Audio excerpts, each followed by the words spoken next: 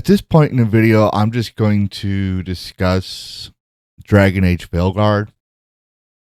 You've probably already knew, you probably already made up your mind, or probably wanted some more insights. This won't be a news reading video. This is just an opinion piece. You may or may not disagree, but I'm just going to discuss things based on the past year or so and in balance with the previous 3 titles. I'm Lavistro, the Dragon of Cyberspace, coming to you with all news, tips, and tricks within the gaming spectrum. And with that, let's begin. If you haven't played Dragon Age 1 through 3, there will be spoilers, so I highly recommend, if you don't want to hear that, go play those games first before watching this video. But I will say, if you intend on getting Dragon Age Veilguard, you don't have to play the first 3 from their own view. But I still would encourage you to play the first 3. And the main reason is that with the reveal trailer earlier this year, they've already admitted they're not following the lore.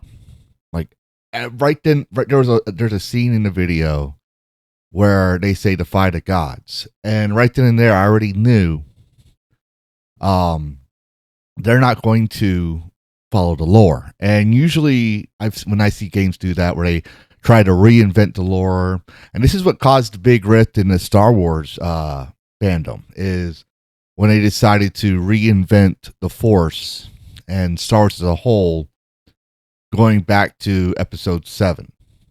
So there is that. And I have stated in live streams when people ask me that I don't consider Disney's space movie a Star Wars title. You know, you can like it and that's okay, but when I follow the lore of the original 6 movies to this one, there's just a lot wrong with it, and a lot that just kind of defeats the purpose. And Luke is just out of character. So I was like, okay, well, you know, you like it. If you like it, go ahead. I mean, but when you try to put the lore into it, it just doesn't make sense. But to be fair, when I watched the first Iron Man movie, how the soldiers dismounted the Humvee and let the Iron Man in there, I was like, as a soldier and a veteran, I was like, that's not how the military works. So take that for what you will. But like I said, the trailer says they defy the gods. And if you played the very first game, in the Origins, Dragon Age Origins intro, they explain the origins of the Darkspawn. The Chantry teaches us that it is the hubris of men which brought the Darkspawn into our world. The mages had sought to usurp heaven, but instead, they destroyed it.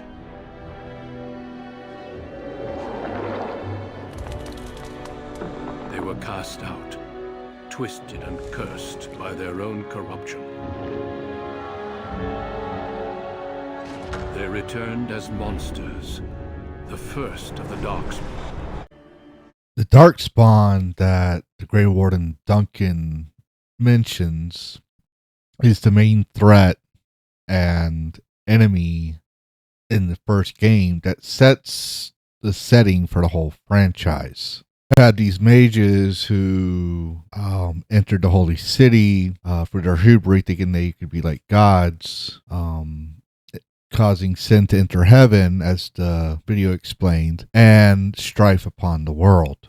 Later, the Darkspawn started going through the dwarven roads underground and attacking the dwarves, and started wreaking havoc upon the surface world. But it would be the Grey Wardens who would come in later to the rescue. They would consume Darkspawn blood after becoming wardens, and turn the tides over time. And that's what gives them their power to hunt the Darkspawn. But there was a downside to it as well. You know, over time,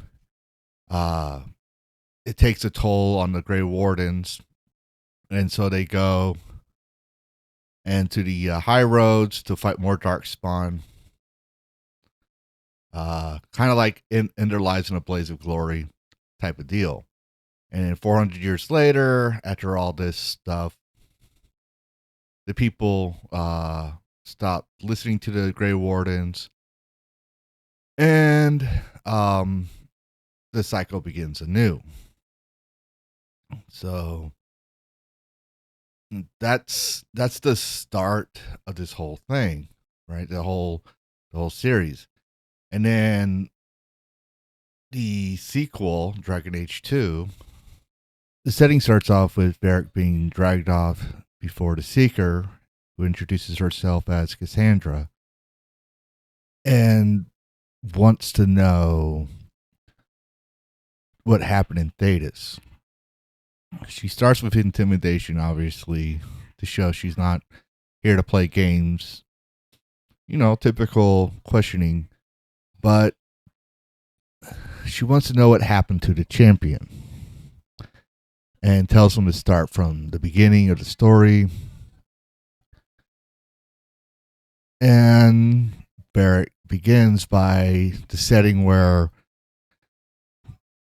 during the events of Dragon Age 1, the main protagonist for Dragon Age 2, Hawk, and his family are fighting Darkspawn, trying to flee the chaos and turmoil. They eventually travel to Thetis, where Hawk's story begins, and we see the political intrigues of, or rather, we see more of the strife between the Templar and the Magi, and we learn more about the Kunari. By Dragon Age 3, as seen here, the whole world is in chaos. You got the mages and Templars fighting. You got the Kunari becoming a looming threat. And the Darkspawn are just still running around rampant. And we start off seeing our character coming out of the rift, the green magic you see here that's tearing a hole in the sky. And everything just seems to connect together. We have to create a new Inquisition to combat the threat and seal the rift. We still got the Darkspawn and creatures coming out of the, I can't remember the name of it, but it's the Dream World. I'm just gonna call it the Dream World because it's been a while since I played this game. And the main character has the power to seal the rift because he has part of the rift in his hand. And he has to fight the old gods, seen here, and bring peace to everything. And then you have the Trespasser DLC, which tells you more. But in the end, you're preparing, it gives you a hint that you're going to prepare for the return of Solus through the Inquisition, and your choices matter. It says either you reduce the power of the Inquisition or you gain in power. Each one has its own risk. If you lower the size of the Inquisition, then you won't have as much influence, but you won't be as corrupt. But if you gain in power, you will be corrupt, but you'll have the resources you need. And so those choices matter, right? And that's the thing about each game. Each game, your choices affect everything from all three games. Until you get to Veilguard. As we can see, the creative director says that the Dragon Age series will not affect the new game. And I think this was a bad decision because there were two things that made me want to play the Dragon Age franchise. I was a big fan of it. And it started with just the title, Dragon Age, an Age of Dragons. I mean, As you can obviously tell, being a dragon in cyberspace, you put the name dragon in your title, or you say you have dragons in your game, I'm going to want to play it. Dragons are just something I really like.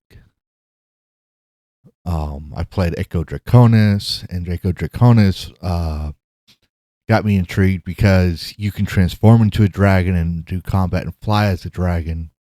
And Dragon Age, I didn't really have a lot of dragons, in the beginning, but this story was compelling, and it said, like in loading screens, it would say something like, your choices will affect future sequels. And I was like, oh shit. So I liked the fact that I could romance Morrigan, and I was able to find a way without sacrificing the warden of the first game, Alistair, or anyone else. And then in the sequel, those choices went over. I got to learn more about the Dalish. I got to see Flemeth, and Flemeth transforming into a dragon was like, whoa, cool. And I liked her character redesign in the sequel, in the second one. And a lot of people don't like Dragon Age 2. Same here in certain cases. I was not too fond of it.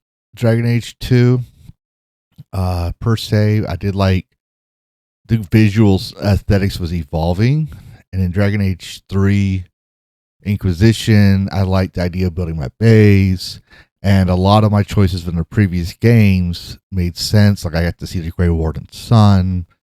I got to see how like Hawk was the same Hawk from my first. If you had your save file, Hawk, you would see Hawk, and Hawk was exactly similar to your save file. And just, well, the first part of the first act of Dragon Age Inquisition was a bit of a chore to get to. I did like a lot of the choices, and like you had to make your choices. You had to sit there and solve things like a typical Lord would over certain disputes. And those choices matter towards the end of the game. And then when like I said, when you had the ending choices, you had to ask yourself, what's next? And we waited for years for Veilguard. I was waiting forever.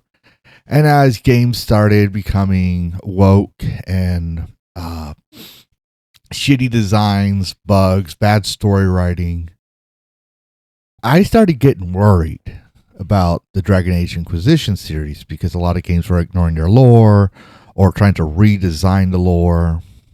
A lot of people say it's for a modern audience, and we joke about it not existing. But I remember watching a podcast not too long ago where someone pointed out that they know the modern audience doesn't exist. They're trying to make it for a future modern audience. They're trying to create it through children, which is why a lot of times I tell people, especially parents, you kind of need to watch what your kids play. I watch what my son plays.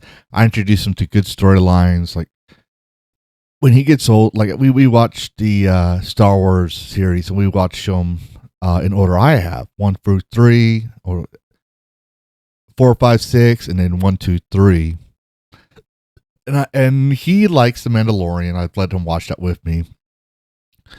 But I told him we wouldn't really watch the Disney series too much, because I want him to know good stories. And when he gets older, if he starts understanding the concept of stories and lore, and he wants to see that, we would go ahead and watch them. I mean, he's a young dragonling, so I don't want him influenced the wrong way. I want him to.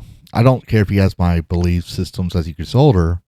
I just want him to understand the lore, how important lore is to a story, and have an understanding. And I want him to have. The thing is that our generation, our children's generation, does not have something for their generation. It's always redesigned. I mean, if you look at Minecraft, right? That's a popular game. That's older than my son's generation.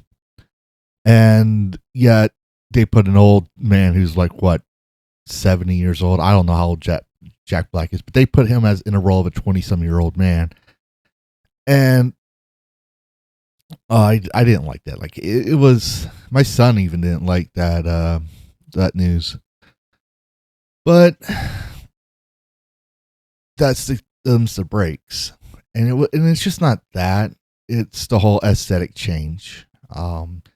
They've constantly been changing the designs of the Kunari from the first game. I did like the change in the second, and they carried it over to the third. But then we get the fourth design. I'm like, what the fuck is this? It's stupid. And it shows a lack of respect for the IP.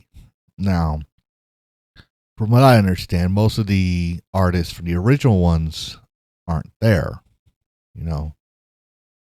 So there's that. So there's no direction. They wanted to redo everything to fit their whims and their fantasies and their, well, I wouldn't even say fantasies. I would just say their degeneracy. And add some things that just doesn't make sense. The main thing is when they said we won't have any of the previous choices we made carry over to Dragon Age 4. Now, you can imagine a lot of Dragon Age fans are not too happy about that. I heard a rumor like one of the romance options of the past was Cullen was the only option that survived. And I understand that there's a limitation to how much time you can put into a story. And the more branches you add to the story, the more difficulty it is to fix in the script. However, Dragon Age Inquisition did in my personal opinion, did a pretty good job of connecting those changes. Another one they're saying is Morgan was instrumental in Dragon Age series. And that's not the case with when you play the game and watch some videos of the gameplay. Well, yes, she saved the hero for Eldon if you went that option, and don't see her after she leaves the portal until 3. But you do see Flemeth in 1, 2, and 3, if I recall. And that's important, right? It leads up to something going on with Solus. She, like for example, if you don't choose to romance Morrigan, right? Or you spurn her offer for the Dark Ritual or the Grey Warden to survive, or whoever's supposed to sacrifice themselves, it's still going to be where Flemeth possesses Solus in the end and builds up to a whole bigger story coming in Dragon Age 4 or Veilguard. But now, with them saying a lot of the choices in the past won't matter, and they're going to choose which storylines of the past will fit their narrative, it puts all the time and investment gamers had into, well, the garbage. Then you add a lot of woke elements, and you add a lot of woke elements, and you call your fans and your customers fucking tourists. First off, you're the tourist. You know, that's not just my opinion. We want to play your games, and I don't think anyone here wants Dragon Age Veilguard to fail. You know, BioWare used to be known for a lot of the stories that were implemented in their games. Regards to Mass Effect, Jade Empire, Dragon Age, and personally, me, I'm torn. Like, I want to play Veilguard, but I don't want the characters I fell in love with, the characters that I invested my time with when I played the game, and the choices I made and influenced the world, the game world, to my whims in the game through the illusion of player choice, which is implemental to games of RPG natures, to be just discarded. You know, I don't want to play a game and say that's not Morrigan. Like, Morrigan, when I saw Morrigan's character in Dragon Age 1, I knew, and it wasn't just because of the way she was dressed, it was her personality. And when she finally warms up to you and her character art improves, I just loved her character. I also loved Meryl, the Dalish elf, in Dragon Age 2. And it's just, I don't mind the adult humor and the adult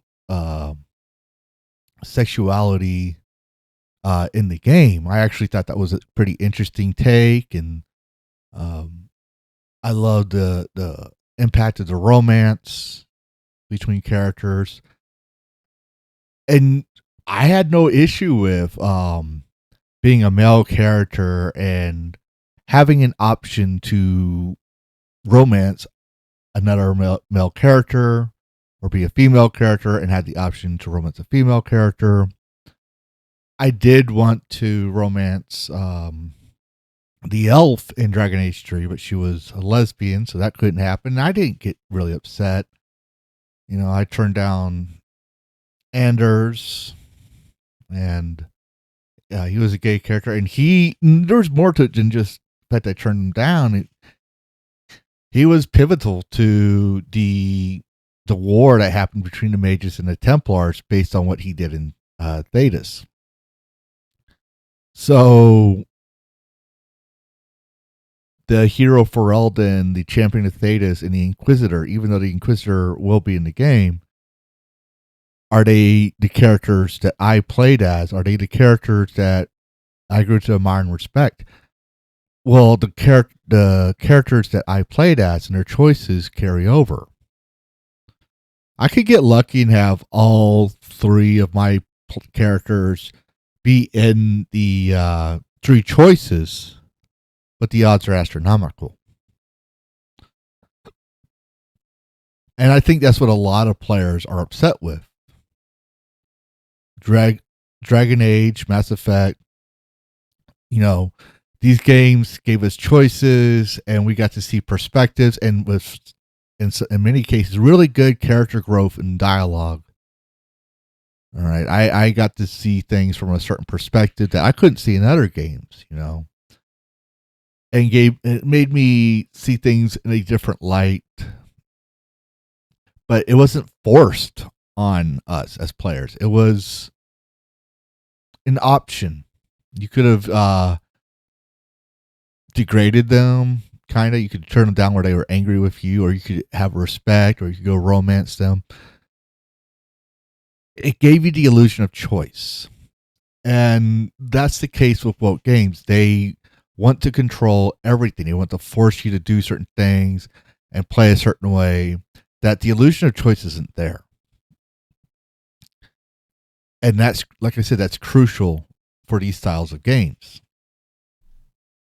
But another issue is the downgrade in the graphics from a stylized realism that all three games previously have shown to a Fortnite-looking garbage, where while they did try to make it visually stunning, it's too much like Fortnite. And yet they say it's going to be a pornographic game. and the visuals don't match because it's like it's like some woman's fantasy designs, and there's some self-inserts, and the characters just don't look as beautiful and stunning as they used to. There's no it's they accuse us of being horn dogs, but here, I mean, call themselves queermancers and pansexuals. And then they have this art style, this Fortnite art style. Who are they trying to attract? Who's their target audience? Kids? This game was never meant for kids. This franchise was never meant for children. So I'm kind of shocked about the direction. And that brings me to another confusion I have, is the trans character scars in a game where in a world of magic. I mean, Flemeth can change from human to dragon, and we've seen other illusions and characters morphing around. So who's to say you can't do that in Dragon Age? Why did you have to use the trans scars? I would be willing to ignore that if everything else, like if you just added that and you didn't add the pronouns, which is nonsensical, and now people are like, oh, well, everybody has to say pronouns. Yes. But let's not be disingenuous here. He, she is the male and female gender. They is plural, right? But you want to make us choose your pronouns. I'm not. No, it's nonsensical. You're forcing us to engage in your make believe. You might as well just tell me that the world is flat and I should accept that, when reality the world is, well, it's a spheroid. So I'm sorry. And foreign countries are rejecting this. This game's already getting blacklisted by players. Pre-orders are not doing well, and you want to have a hissy fit about it not being a hit. I mean, this is BioWare we're talking about, and BioWare has made some really great games in the past, but it's been infected with this religion, this non-theistic ideology and degeneracy. And that, which brings me to another point, that why they didn't put the Dragon Age 1 and 2 choices in there, because you can check your save files, and while yes, the consoles won't have them, the PCs will. But let's look at Mass Effect 3. You can start Mass Effect 3 without the save files, and you can select your choices based on the endings that were around and continue on. Why couldn't that be here? You could have had a femme shep, you could have a male shepherd, but here we have to choose what they think, what they want, and they're telling us everything we did and all the games we've played previously don't matter. It's a disrespect to the IP. And I'm sorry this is a 30-minute long video, but this video is basically, it's coming from a person who has really loved the franchise. And I don't even know if I'll ever get this game. I'm going to wait. I'm really leaning on no, I'll never get the game. But I'm going to wait on the game. One of my friends, VetGamerBociefus, which I call Bo, he's going to play the game. I'll probably watch his live streams, and I'll put his channel in the description. But what really turned me off is the trailer saying they're ignoring the lore, and, well, the studio itself saying they're going to ignore the lore, and they're going to put their own fantasy and whims. So all the lessons we have learned, all the great storytelling, all the choices we have made, and the characters we fall in love with will no longer be who we grew to love. It'll be something else wearing their face. But those are my thoughts on the game. What are your thoughts on the game? Are you getting the game? Do you plan on playing it? If so, why and why not? Put your thoughts in the comments below. And as always, happy gaming.